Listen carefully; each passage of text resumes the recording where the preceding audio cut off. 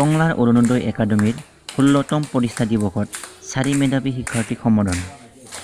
সুপ্ৰশাসনে বিদ্যালয়ৰ মানদণ্ড উন্নত কৰে, ডক্টৰ নৰম চন্দ্ৰ কছাৰী।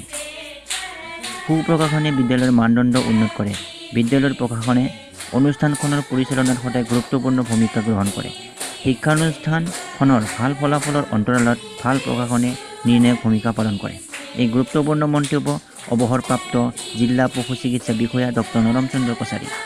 ৰাজ্যখনৰ ভিতৰতে অগ্ৰণী শিক্ষানুষ্ঠান তথা ওদালগুৰি জিলাৰ শিক্ষাৰ প্ৰাণকেন্দ্ৰ টংলাস্থিত অৰুণোদয় একাডেমী টংলাৰ ১৬তম প্ৰতিষ্ঠা দিৱসৰ উদযাপন অনুষ্ঠানত মুখ্য অতিথিৰূপে অংশগ্ৰহণ কৰি ভাষণ প্ৰসংগত এইদৰে মন্তব্য কৰে।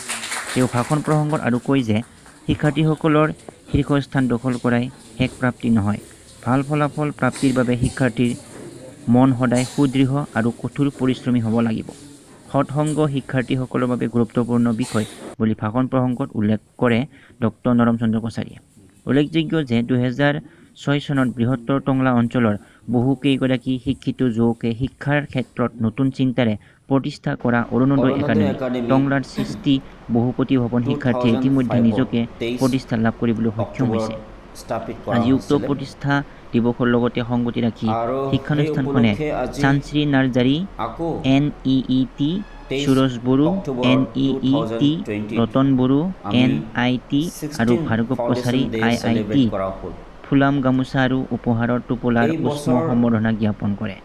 শিক্ষানুষ্ঠানৰ জ্যেষ্ঠ শিক্ষক তপন মহন্ত আৰু তীৰ্থংকৰ ভট্টাচাৰ্যই আঁত ধৰা উক্ত অনুষ্ঠানত আৰম্ভণিতে অৰুণোদয় একাডেমীৰ জন্মলগ্নৰ পৰা ১৫ বছৰীয়া ইতিহাস দাঙি ধৰে। শিক্ষানুষ্ঠানৰ অন্যতম প্ৰতিষ্ঠাপক লক্ষীকান্ত ৰামচিয়াৰীয়ে কেক কাটি গীত পৰিৱেশন কৰি অনুষ্ঠিত কৰা গাম্ভীৰ্যপূৰ্ণ অনুষ্ঠানত অৰুণোদয় কনিষ্ঠ মহাবিদ্যালয়ৰ অধ্যক্ষ প্ৰণৱজ্যোতি দাস, অৰুণোদয় একাডেমী টংলাৰ অধ্যক্ষ নেপোলিয়ন দৈমাৰী আৰু সম্বৰ্ধনা লাভ কৰা শিক্ষাৰ্থীসকলে নিজৰ নিজৰ অভিজ্ঞতা ব্যক্ত কৰি সভাত ভাষণ প্ৰদান কৰে। অৰুণোদয় একাডেমী 2005 23 অক্টোবৰত স্থাপিত কৰা হৈছিলে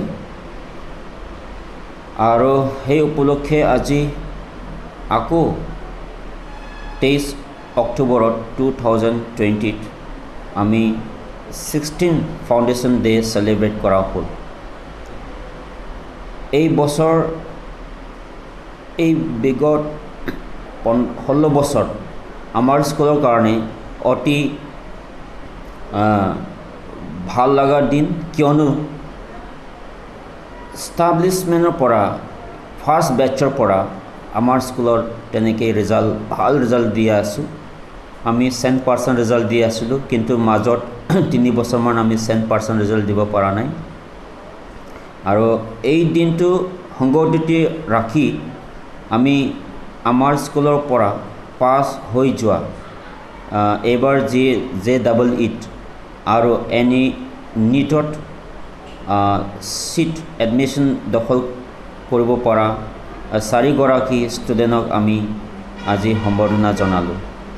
আমি তেওঁলোকক তেনেকৈ সম্বৰ্ধনা জনাব পাই আমি সুখী হৈছোঁ, কাৰণ কেলৈ তেওঁলোকে আমাৰে প্ৰডাক্ট আছিল। আৰু আমি আশা ৰাখিছোঁ এই ষ্টুডেণ্টছসকলে আমাৰ উঠি অহা আন ল'ৰা ছোৱালীবিলাকক এটা উৎসাহিত কৰিব, আৰু সেইটোৱে কামনা কৰিছোঁ।